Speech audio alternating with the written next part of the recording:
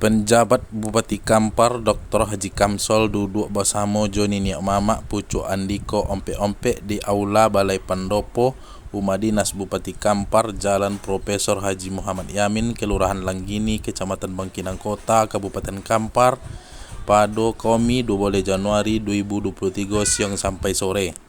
Sebelum duduk bersama, penjabat Bupati Kampar menjamu Niak Mamak dengan makanan bajambau sesuai dengan tradisi di Kabupaten Kampar. Tampak hadir Kajari Kampar Arif Budiman, Asisten 1 Setdakap Kampar Ahmad Yuzar, Kepala Kementerian Agama Kabupaten Kampar Haji Puadi Ahmad, perwakilan Niak Mamak di kenegrian masing-masing. Penjabat Bupati Kampar Dr. Haji Kamsol menyampaikan harapan kepada Kasodo Niak Mamak untuk bersama-sama dengan ulama Niak Mamak dan pemerintah saling bersatu membangun Kabupaten Kampar. Dari Bangkinang Kota, Arif, Tim TV Ocu, Riau Raya TV mengabarkan. Mungkin kita akan berdiskusi silaturahmi dengan Bapak UPD Bupati Kampar tentang persoalan-persoalan negeri. Sebelumnya juga terima kasih banyak kepada Bapak Bupati yang telah memboyong hampir separuh kepala dinas dan UPD hadir pada kali itu dari asisten 1 hadir dan juga hadir di Tenawak dalam acara kali berpilih di Gogo, Bapak Gajari, dan dari Departemen Agama ada Bapak lupa namanya, dan juga ada dari dinas yang hadir ada Dr. Ngaliman Makmur hadir, Kepala Dinas DLH, dan juga abang kami Zulia Dharma Kadis Pariwisata Kabupaten Kampar, dan juga Bang Ali Sabri dan juga Bang Adit. Alhamdulillah ini sebuah sejarah bagi kita di bumi Serambi Mekah ini, karena memang belum pernah ada sejarah Bapak Bupati acara togak sepematang duduk sapaan dengan Bapak Bupati. Dengan hadirnya Bapak Bupati selaku PT Bupati Kampar ini sangat bersejarah bagi sejarah Kampar di Andiko dan 44. Sedikit saya selaku moderator izinkan saya memberikan penjelasan sedikit Pak Bupati apa sebetulnya itu Andiko dan Ompek Kelompek. 44 Andiko itu adalah seluruh kenegrian yang ada di Kabupaten Kampar, dan juga Andiko 44 itu adalah sistem tata pemerintahan kuno yang mana dahulunya negeri ini dikuasai atau dipegang oleh para datu ataupun Niak Mamak, pucuk suku yang disebut dengan pucuk suku dan kemudian pengulu.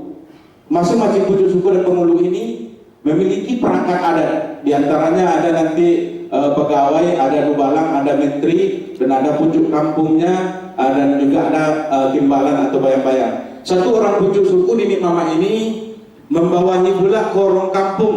Satu orang pucuk suku dan kepala suku ini memiliki 5 orang perangkatnya. Kalau dihitung-hitung kenegrian di Andiko 44 negeri, kalau satu orang pucuk suku saja membawa perangkat adatnya 5 orang, kali nanti satu kenegrian itu ada yang berjumlah 20 orang pucuk suku atau pengulu, bisa dikalikan berapa jumlah datuk dan pucuk suku yang ada di Andiko dan 44. Walaupun yang hadir pada kali ini Pak Bupati izin mungkin ini adalah awal kami mungkin memberikan eksplorasi wacana lewat WA untuk berdiskusi dengan Bapak Bupati. Alhamdulillah seluruh negeri yang ada di Kabupaten Kampar, mulai dari 5 kota khususnya Bok Salo, Bangkinang, Tiris dan Rumbio, ada 3 kota di Liu, ada Kampar, Tambang, Terantang, dan juga dari Kampar Kiri, yaitu ada dari Serantau Kampar Kiri yang disebut dengan 8 kota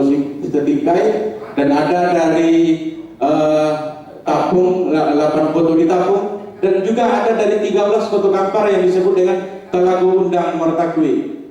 Dan kalau disebut dengan adat ini ada Undang di Kampar Kiri, Undang Jati di Kampar Kanan, dan Telaga Undang di Mertakwi. Insya Allah pucuk suku dan Niak Mamak kita hadir pada kesempatan kali ini, walaupun intinya pertemuan pertama kita adalah untuk dengan korban kemenangan. Tapi yang hadir sekarang ini Pak Bupati adalah para pucuk suku, para datuk nenek mama yang bergelar yang memberikan pengaruh yang besar kepada anak kemenakannya di bawah. Apresiasi kepada datuk-datuk yang hadir pada kesempatan kali ini. Dan juga sebelum acara diskusi dimulai, kita sangat berbangga sekali karena Bapak Bupati kita ketika 1 hari setelah penempatan beliau selaku PJ Bupati Kampar, dia langsung berkunjung ke Balai dan Godang Adat Kampar, Lembaga Adat Kampar. Aplaus kepada Bapak Bupati, dan Bapak Bupati kita juga sudah diberi gelar Pulang Bainduk. Beliau sudah bersuku Piliang, sesuku Bapak Bupati, ampun Piliang juga Bapak Bupati. Jadi mungkin untuk pertama dari moderator itu mungkin dari Ambo selaku moderator, nanti tata tertib diskusi dengan Pak Bupati intinya diizinkan kepada seluruh nenek mama kenegrian menyampaikan barang taso unek-unek yang ingin dibicarakan dengan Bapak Bupati Kampar. Yang pertama tentu berhubungan dengan segi pemerintahan. Kalau dengan adat nanti dan sejarah Andiko tentu Bapak Bupati tidak bisa menjawab, mungkin beliau menjawab secara kapasitas selaku pemerintahan. Dan masing-masing ini mama diberikan waktu untuk bertanya paling lama 2 sampai 5 menit satu orang.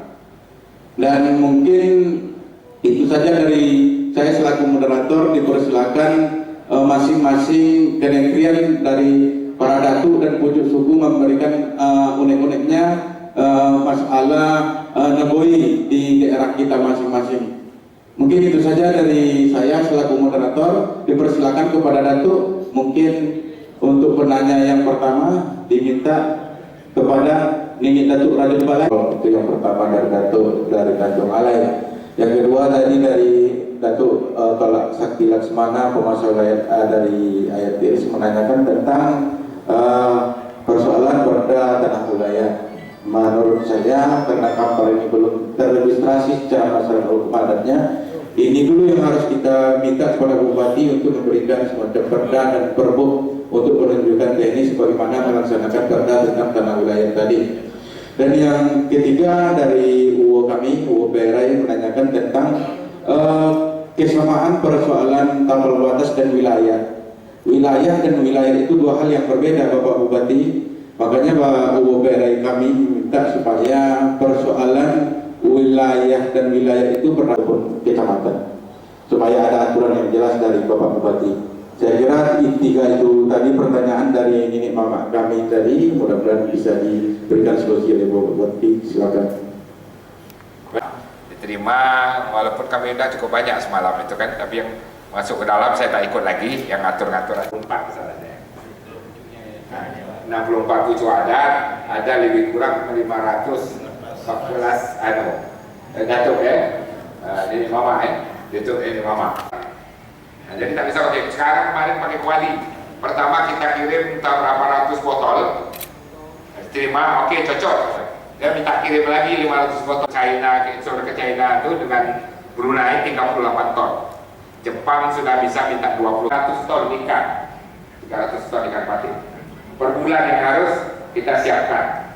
Alhamdulillah, tapi ikan patin kita sekarang ini menghasilkan 63 ton per hari, banyak ikan patin kita. Jadi petani kita ini kan penghasilnya kadang turun naik kita, ya kan? Luar biasa malam ini hari ini Pak. Datuk-datuk kita dari pucuk adat Andiko PLP. Jadi kita akan meningkat. Nah, pertama, dan itu semua ada tanda-tanda seperti apa tadi saya katakan, kur kita 1,5 triliun kan. Itu petanda juga pajak kita juga di bulan 8-10 kemarin itu KKP sudah melaporkan pendapatan pajak sudah melebihi 100%. Penerimaan PAD daerah juga 106%. Nah, cuma memang pendapatan kita 97% di dalam APBD. Kenapa? Ada kesalahan dari transfer pusat. Jadi transfer pusat itu terbuat lebih kita, ya kan? Sementara uang masuknya tidak sampai segitu. Ada salah letak kembali, sehingga berkuranglah penerimaan kita dari transfer pusat. Pada transfer pusat itu jelas segitu ditulisnya, segitulah yang dikirimnya. Itu gambaran perkembangan kita saat ini. Kedua, memang kita mengakui ini banyak persoalan-persoalan konflik lahan yang terjadi, banyak konflik lahan yang terjadi, Kalau memang konflik lahan yang menyangkut dengan persoalan sesama kita, anak kemenakan itu mudah kita menyelesaikannya, bisa kita musyawarahkan, kita rumuskan, ya kan? Kalau persoalan konflik mengenai plasma, ya kan, yang tak turun dari perusahaan, selagi perusahaan itu legalitasnya jelas, ya kan, kita bisa fasilitasi. Persoalannya kadang perusahaan itu yang legalitasnya yang masih bukan tak ada, kita nak dikatakan ilegal juga tak bisa. Sebelumnya dia mendapat hak di situ, belum masuk kawasan. Seiring perjalanan waktu, itu menjadi kawasan. Contoh ada 23 desa sangat tertinggal. 20 desa Kampar Kiri Hulu. Sebelumnya kan itu bukan kawasan hutan lindung dan suaka marga satwa, kampung masyarakat biasa sama di sana, ya kan? Tapi dengan sejalan dengan perkembangan ini, pemerintahan ini. Jadi kan perkembangan pemerintahan ini dengan persoalan persoalan rumah kaca dan sebagainya, persoalan kekurangan oksigen dunia ini, sehingga dunia kesepakatan bersama-sama menetapkan jumlah hutan yang ada di dunia, ya kan, untuk menjaga kadar oksigennya. Nah, kalau nanti oksigen habis semuanya di dunia ini, semua sama-sama mati. Maka dicarilah di mana yang memiliki kawasan-kawasan hutan yang ada ditetapkan dipolisi oleh satuan pemerintah. Walaupun kawasan hutan itu sudah menjadi kantor, contoh di daerah kantor gubernur itu kawasan hutan, ya kan? Ditetapkan. Ada beberapa wilayah Meranti itu 4% jumlah kawasan yang bisa dipakai untuk pembangunan. Selebih itu menjadi kawasan hutan dan gambut. Nah, itulah yang menjadi persoalan kita sekarang, dan itu menjadi persoalan hukum, ya kan? Jadi ya, persoalan hukum. Kalau barang ini ditindaklanjuti, karena apa sebabnya? Dalam kawasan hutan itu tidak boleh kita melakukan aktivitas apapun. Tapi persoalan ini persoalan yang dilakukan sebelumnya. Itu yang dari sana ini. Kalau memang persoalan kawasan hutan yang dilalui perusahaan itu juga sudah itu ada izin perusahaan yang tidak sesuai dengan jumlah HGU-nya, kami telah membentuk tim. Memang tim itu baru dibentuk, baru selesai. Itu baru nanti menginventarisir. Jadi tutup tahun kemarin, tutup tahun ya Pak. Itu salah. Ya. Oh iya. Oh gitu, ya Pak, itu lagi perkumpulan pertemuan. Baik. Waalaikumsalam. Izin Pak Bupati, mungkin acara masih banyak untuk tanya jawab kita langsung. Ini saya ceritakan dulu semua, biar semuanya sama-sama punya gambaran dan persepsi lah. Nah, jadi kalau persoalan-persoalan yang seperti tadi itu, ini yang akan kami kaji dulu. Banyak usulan-usulan yang masuk nih, dan sama Pak Asisten. Nanti kita masuk dalam tim, karena itu kan merupakan bagian juga. Masuk dalam tim pelajari. Ini Pak Ajari udah bilang aman, ya kan? Kalau ada masalah hukum kita tarik, kita periksa aja, ya kan? Tapi kalau ini persoalan di bawah anak kemenakan, nah itu tugas kita lah menyelesaikan. Macam seperti IO bersama kita buat kemarin ya. Tapi kalau persoalan perusahaan yang belum mengeluarkan plasmanya, ya kan, gampang nanti dari Forkompida panggil perusahaan yang seperti itu selesaikan. Dan itulah gambaran-gambaran rencana-rencana kerja kita ke depan. Tapi itu memang pakai proses, butuh waktu, dan itu terus berjalan. Saya rasa itu yang dapat saya sampaikan gambaran secara umum. Lebih banyak hal lagi sebenarnya yang mau saya sampaikan dalam hal ini, bagaimana kita membangun Kampar ini. Saya rasa terima kasih. Mohon maaf apabila ada kesalahan dalam penyampaian saya tadi, dan begitu lama juga saya sampaikan. Mohon maaf. Bila wa taufiq wal hidayah. Assalamualaikum warahmatullahi wabarakatuh.